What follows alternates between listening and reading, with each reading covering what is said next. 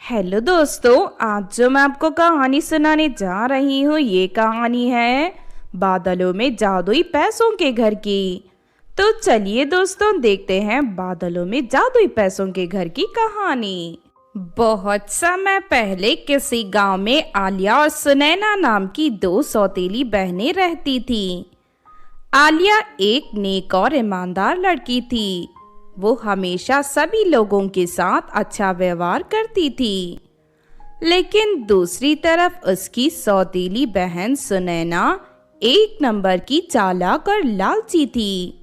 वो हर वक्त सिर्फ अपने फायदे के बारे में सोचा करती थी।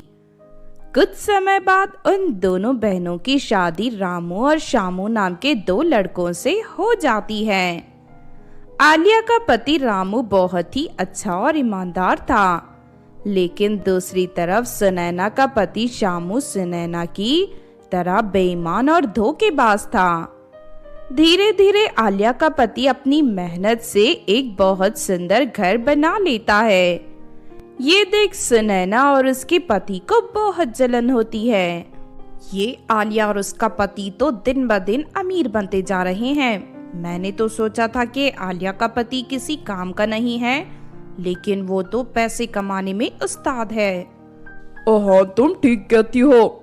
मैं इतनी बेईमानी करके इतने सारे पैसे कमाता हूँ, लेकिन फिर भी महीने के आखिर में हमारे हाथ में कुछ नहीं बचता। इन दोनों को खुश देख मुझे बहुत जलन हो रही है। चलो हम दोनों मिलकर इनका घर जला देते हैं, उसके बाद ये दोनों सड़क पर आ जाएंगे। तब हम दोनों के मन को शांति मिलेगी। फिर एक रात आलिया अपने पति के साथ कहीं बाहर गई हुई थी। तभी मौका देखकर सुनैना और उसका पति आलिया के घर में आग लगा देते हैं। देखते ही देखते आलिया का सुंदर घर जलकर राख हो जाता है। थोड़ी देर के बाद जब आलिया और उसका पति वापस आते हैं तो अपने घर को जला हुआ देख दोनों के होश उड़ जाते हैं और वो दोनों दुखी होकर रोने लगते हैं। अचानक हमारी जिंदगी में कैसा भूचाल आ गया। हमारा सब कुछ बर्बाद हो गया। अब हम कहीं के नहीं रहे। अब हम रहेंगे कहाँ? हमारे पास तो कुछ नहीं बचा। तुम चिंता मत करो आलिया, मुझे अपनी मेहनत पर पूरा भरोसा है। देख लेना, एक दिन हम फिर से अच्छी जिंदगी जिएंगे। उसके बाद दोनों पति पत्नी मायूस होकर गांव को छोड़कर चले जाते हैं। ये देख सुनैना और शामू बहुत खुश होते हैं। उन दोनों को बर्बाद करके अब मेरे दिल को सुकून मिल रहा है। हाँ, तुमने सही कहा। दूसरों को परेशान करके रुलाने का अपना अलग ही मजा है। दूसरी तरफ आलिया और उसका पति भूख प्यास से दर दर की ठोकरें खा रहे थे। तभी एक दिन अचानक कोमल नाम की एक परी आलिया के पास आती है। सुनो, तुम्हारा नाम आलिया है ना? हाँ, मेरा नाम आलिया है, लेकिन तुम मेरा नाम कैसे जानती हो? कई सालों पहले तुम्हारी माँ ने एक बार मेरे माँ की जान बचाई थी। मैंने अपनी जादुई गोले की मदद से तुम्हें ढूंढा है। चलो तुम्हारे घर चलते हैं, मैं तुम्हारी माँ से मिलना चाहती हूँ। लेकिन मेरी माँ को मरे तो कई साल बीत गए हैं, और ऊपर से अब तो हमारा घर भी जल गया है, इसीलिए हम दोनों यहाँ वहाँ भटक रहे हैं। अरे नहीं, ये तो तुम्हारे साथ बहुत बुरा हुआ, लेकिन मेरे रहते तुम्हें फिक्र करने की जरूरत नहीं है। चलो मेरे साथ। उसके बाद कोमल परी आलिया और उसके पति को एक जादुई झाड़ू पर बैठाकर हवा में उड़ाते हुए एक झरने के पास ले जाती है। उस झरने के बगल से एक लंबी सीढ़ी आसमान की ओर जा रही थी। आसमान में बादलों के ऊपर पैसों से बना घर मौजूद था। तुम दोनों सीढ़ियां चढ़कर उस घर में चले जाओ और तुम्हें जितने पैसे चाहिए उतना पैसा ले लो। उसके बाद दोनों पति पत्नी सीढ़ियां चढ़कर उस पैसा घर में चले जाते हैं और वहां से ढेर सारा पैसा उठाकर वापस आ जाते हैं। अब इन पैसों से तुम दोनों अपनी नई जिंदगी की शुरुआत करो। उसके बाद कोमल परी वहां से अदृश्य हो जाती है। इस तरह आलिया और उसके पति का जीवन फिर से अच्छा हो जाता है और वो दोनों एक शानदार मकान बनाकर वहां हंसी खुशी रहने लगते हैं। फिर कुछ दिनों बाद आलिया उस पैसे घर से ढेर सारे पैसे लेकर सुनैना को दे देती है। आलिया की दयालुता देख सुनैना की आंखों में आंसू आ जाते हैं। मुझे माफ कर दो आलिया, मैंने ही तुम्हारा घर जलाया था, लेकिन मुझे नहीं पता था कि तुम मुझसे इतना प्यार करती हो। इतना कहकर सुनैना फूट फूट कर रोने लगती है। फिर आलिया सुनैना को माफ कर देती है। इस तरह दोनों बहनों के बीच सब कुछ ठीक हो जाता है और वो दोनों हंसी खुशी अपनी जिंदगी जीने लगते हैं। तो आपने देखा दोस्तों, बादलों में जादुई पैसों के घर की कहानी। इस कहानी से हमें ये सीख मिलती है कि चाहे कोई हमारे साथ कितना भी बुरा करे, लेकिन हमें अपना स्वभाव नहीं बदलना चाहिए और हमेशा लोगों की मदद करनी चाहिए। अगर ये कहानी आपको अच्छी लगी हो तो ज़रूर लाइक करें और हमारे चैनल को सब्सक्राइब भी कर लें। और हाँ दोस्तों, हमें कमेंट करके ज़रूर बताना कि आपको कहानी कैसी लगी। बहुत समय पहले परी देश में एक रानी परी रहती थी। उस रानी परी की आवाज बहुत ही सुरीली और मीठी थी। रानी परी को इस बात का बहुत घमंड था। फिर एक दिन रानी परी जानबूझकर दूसरी परियों को नीचा दिखाने के लिए महल में गाने का कंपटीशन रखती है। रानी परी की आवाज के सामने दूसरी परियों की आवाज फीकी पड़ जाती है। इस तरह सभी परियां रानी परी से गाने के कंपटीशन में हार जाती हैं। उसके बाद रानी परी जी भर के उन परियों का मजाक उड़ाती हैं। तुम सभी की आवाज फटी हुई बांस की तरह है। मेरी सलाह मानो तो तुम सभी गाना गाना छोड़ दो, वरना तुम लोगों की बेसुरी आवाज सुनकर लोग बीमार पड़ जाएंगे। रानी परी से बहस करने की हिम्मत किसी परी में नहीं थी, इसीलिए वो सारी परियां चुपचाप वहां से चली जाती हैं। आज हम सबकी बेइज्जती हुई है। सच में ये रानी परी बहुत बुरी है। हाँ, तुम ठीक कहती हो, इतना घमंड करना अच्छी बात नहीं है। देख लेना, इस रानी परी को एक न एक दिन इसके घमंड का फल जरूर मिलेगा। इस तरह रानी परी से नाराज होकर सभी परियां वहां से चली जाती हैं। फिर कुछ दिनों बाद रानी परी एक सुंदर बगीचे में टहल रही थी कि तभी वहां एक पेड़ के नीचे खड़ी होकर जोर जोर से गाना गाने लगती है। उस पेड़ के ऊपर एक चिड़िया का घोंसला था। घोंसले के अंदर चिड़िया के 2 छोटे बच्चे थे। रानी परी की आवाज के कारण उन बच्चों को बहुत तकलीफ हो रही थी। फिर वो दोनों बच्चे दर्द से तड़पने लगते हैं। सुनिए रानी जी, गाना गाने की वजह से मेरे बच्चों को तकलीफ हो रही है। मेहरबानी करके आप गाना गाना बंद कर दीजिए। चिड़िया की बात सुनकर रानी परी गुस्से से तिलमिला जाती है। क्योरी तो एक मामूली चिड़िया है, तेरी हिम्मत कैसे हुई मुझे ये सब कहने की? मेरी इतनी सुरीली आवाज है और तू कहती है तेरे बच्चों को मेरे गाने की वजह से तकलीफ हो रही है। नहीं नहीं, अपना गाना मैं बंद नहीं करूंगी, चल निकल यहाँ से। उसके बाद रानी परी जानबूझकर और जोर जोर से गाना गाने लगती है। दूसरी तरफ चिड़िया के दोनों बच्चे तड़प तड़प कर मर जाते हैं। ये देख चिड़िया को बहुत गुस्सा आता है और वो रानी परी को श्राप दे देती है। सुन रानी परी, तेरी वजह से मेरे दोनों बच्चों की मौत हो गई। तुझे तेरी आवाज पर बहुत घमंड है ना? तेरे घमंड तोड़ने के लिए मैं तुझे श्राप देती हूँ, आज से तू तोतली बन जाए। इतना कहकर चिड़िया वहां से चली जाती है। चिड़िया के जाते ही रानी परी तोतली हो जाती है। उसके बाद रानी परी घबराकर सीधा अपने पति के पास पहुंच जाती है। सुनिए जी, एक टिलिया ने मुझे श्राप दे दिया, जिस वजह से मैं तोतली हो गई हूँ। आप जल्दी से किसी अच्छे जादूगर को बुलाकर मेरे इलाज करवाइए।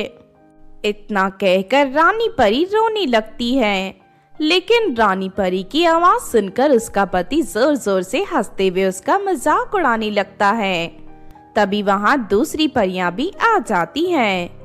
रानी परी को तोतली बनी देख वो परियां भी अपना पेट पकड़कर जोर जोर से हंसने लगती हैं। इस तरह देखते ही देखते ये बात पूरे परिदेश में फैल जाती है और सभी रानी परी का मजाक उड़ाने लगते हैं। इस बात से रानी परी को बहुत दुख होता है।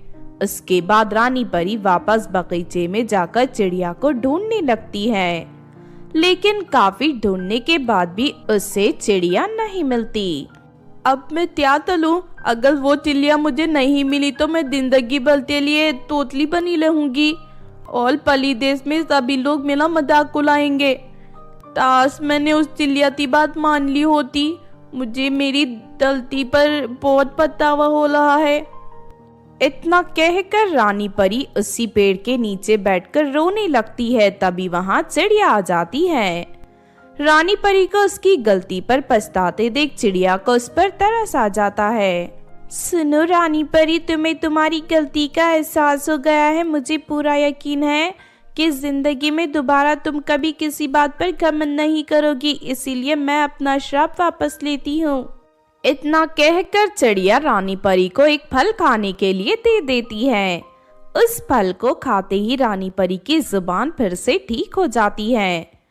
ये देख रानी परी बहुत खुश होती है। उस दिन के बाद से रानी परी पूरी तरह सुधर जाती है और जिंदगी में दोबारा कभी घमंड नहीं करती। तो आपने देखा दोस्तों तोतली रानी परी की कहानी। इस कहानी से हमें ये सीख मिलती है कि दूसरों का मजाक उड़ाने वाले घमंडी और बुरे लोग कभी सुखी नहीं रहते। उन्हें अपने बुरे कर्मों का फल भुगतना ही पड़ता है। इसलिए हमें कभी भी किसी बात का घमंड नहीं करना चाहिए। अगर ये कहानी आपको अच्छी लगी हो तो जरूर लाइक करें और हमारे चैनल को सब्सक्राइब भी कर लें। और हाँ दोस्तों, हमें कमेंट करके जरूर बताना कि आपको कहानी कैसी लगी। एक बार की बात है, किसी गांव में विशाखा नाम की एक लड़की रहती थी। विशाखा रोज टोकरी में ढेर सारी चूड़ियां शहर ले जाकर बेचती थी। लेकिन पिछले कुछ दिनों से विशाखा की चूड़ियां नहीं बिक रही थी। क्या हुआ काजल दीदी, आजकल आप मुझसे चूड़ियां नहीं खरीदती, आखिर क्या बात है? अब देख विशाखा, हमारे शहर में एक नया मॉल खुला है। वहाँ तरह तरह की डिजाइन वाली चूड़ियां मिलती हैं। तेरी ये चूड़ियां साधारण है और पुराने डिजाइन की है, इसलिए अब मैं तुझसे चूड़ियां नहीं खरीदती। काजल की तरह दूसरी लड़कियां भी विशाखा से चूड़ियां खरीदना बंद कर देती हैं। इस तरह धीरे धीरे विशाखा का व्यापार पूरी तरह डूबने लगता है। हे भगवान, ये तो मेरे किस परीक्षा ले रहा है। पिछले कई दिनों से मैं लगातार नुकसान उठा रही हूँ। अगर इसी तरह चलता रहा तो मेरा गुजारा कैसे होगा। विशाखा ये सब सोच रही थी कि तभी सुधाकर नाम का एक लड़का उसके पास आ जाता है। सुधाकर एक अमीर घर का बिगड़ा हुआ लड़का था। वो विशाखा से शादी करना चाहता था। अब क्या हुआ विशाखा, लगता है आज भी तुम्हारी चूड़ियां नहीं बिकी। देखो, अगर तुम्हें पैसों की कमी है तो मैं तुम्हारी सारी चूड़ियां खरीद लेता हूँ। इतना कहकर सुधाकर अपनी जेब से नोटों की गड्डी निकाल लेता है। देख सुधाकर, मैं तेरे बारे में सब कुछ जानती हूँ। तू इस इलाके का सबसे बिगड़ा हुआ लड़का है। जुआ और शराब के शौक के साथ साथ और ना जाने तुमने कितनी बुरी आदतें हैं। मेरे सामने से हट जा, वरना मैं अपनी सैंडल से तेरे चेहरे का नक्शा बिगाड़ दूंगी। तभी वहां बहुत सारे लोग इकट्ठा हो जाते हैं। विशाखा को सुधाकर को डांटते हुए देख वो सभी लोग सुधाकर के ऊपर हंसने लगते हैं। अपनी बेइज्जती होते देख सुधाकर को बहुत गुस्सा आता है। और तूने बीच बाजार में सब लोगों के सामने मेरी बेइज्जती की है, देख लेना मैं अपनी बेइज्जती का बदला लेकर रहूंगा।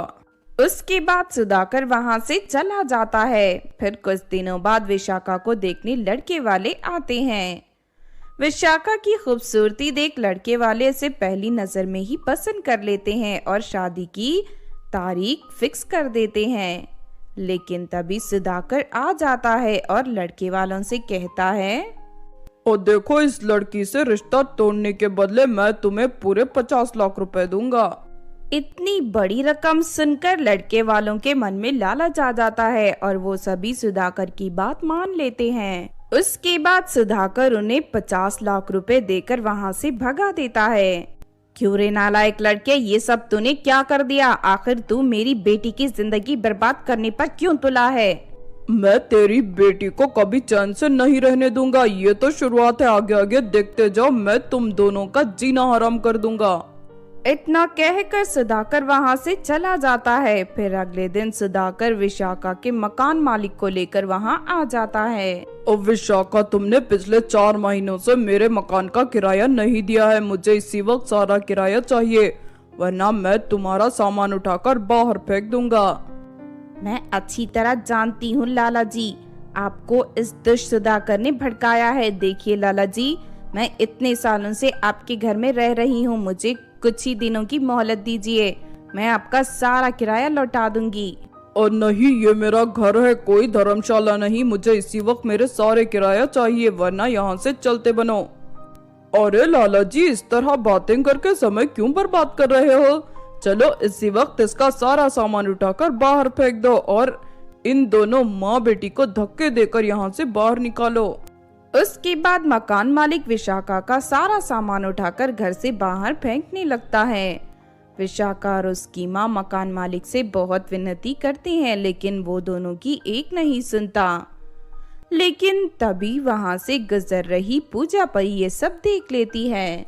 अरे ये सब क्या हो रहा है? ये लोग कौन हैं जो उस मासूम लड़की और उसकी माँ को परेशान कर रहे हैं?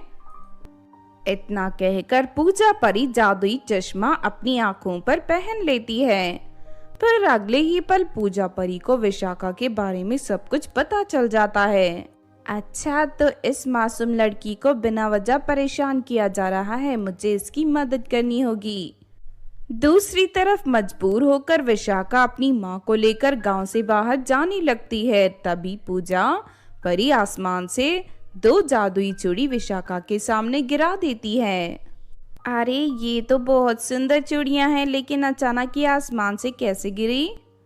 विशाखा जैसे ही उन चूड़ियों को उठाती है कि तभी एक चूड़ी विशाखा से बात करने लगती है। विशाखा, हम जादुई चूड़ियां हैं, हमें तुम्हारी मदद के लिए भेजा गया है। आज से हम दोनों तुम्हारे साथ रहेंगे और तुम्हारी जिंदगी के सारे दुखों को दूर कर देंगे। उसके बाद उन दोनों चूड़ियों के अंदर से ढेर सारे सोने की चूड़ियां बाहर निकलने लगती हैं।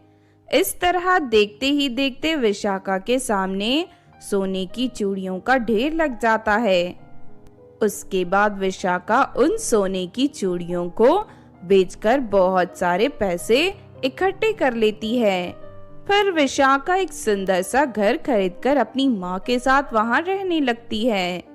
दूसरी तरफ जादुई चूड़ियां विशाखा को रोज तरह तरह की जादुई चीजें देना शुरू कर देती हैं। इस तरह विशाखा की जिंदगी खुशियों से भर जाती है। धीरे धीरे पूरे इलाके में विशाखा की जादुई चूड़ियों के चर्चे होने लगते हैं। जब ये बात सुधाकर के कानों तक पहुंचती है तो उसे विशाखा से बहुत जलन होती है और वो उन दोनों जादुई चूड़ियों को चुराने विशाखा के घर पहुंच जाता है। विशाखा उस वक्त अपने कमरे में सो रही थी। अच्छा, तो इसके हाथों में मौजूद दोनों चूड़ियां जादुई हैं। मैं अभी इसे जान से मारकर इन दोनों चूड़ियों को हासिल कर लेता हूँ। इतना कहकर सुधाकर एक बड़ा सा चाकू निकाल लेता है, लेकिन तभी विशाखा की आंख खुल जाती है। अरे नहीं, तू यहाँ कैसे आ गया? देख, इस वक्त यहाँ से चला जा, वरना ठीक नहीं होगा। लेकिन विशाखा के हाथों से दोनों चूड़ियां बाहर निकलकर हवा में उड़ने लगती हैं और अगले ही पल वो दोनों चूड़ियां वहां एक बड़ी तलवार प्रकट कर देती हैं। तलवार को देख सुधाकर घबरा जाता है। फिर अगले ही पल तलवार सुधाकर के ऊपर हमला करके उसका एक हाथ काट देती है। अरे मर गया रे, इस तलवार ने तो मेरा हाथ काट दिया। चल यहाँ से भाग जा, वरना तलवार तुझे जान से मार देगी। ये सुनते ही सुधाकर घबराकर वहां से भाग जाता है और उस दिन के बाद से दोबारा कभी विशाखा को परेशान करने की हिम्मत नहीं करता। इस तरह सब कुछ ठीक हो जाता है और विशाखा अपनी माँ के साथ खुशी से रहने लगती है। तो आपने देखा दोस्तों जादुई चूड़ियां वाली की कहानी। इस कहानी से हमें ये सीख मिलती है कि दूसरों को परेशान करके कभी कोई खुश नहीं रह सकता। एक ना एक दिन उससे उसके कर्मों की सजा भुगतनी ही पड़ती है। अगर ये कहानी आपको अच्छी लगी हो तो जरूर लाइक करें और हमारे चैनल सोना टीवी को सब्सक्राइब भी कर लें। और हाँ दोस्तों, हमें कमेंट करके ज़रूर बताना कि आपको कहानी कैसी लगी।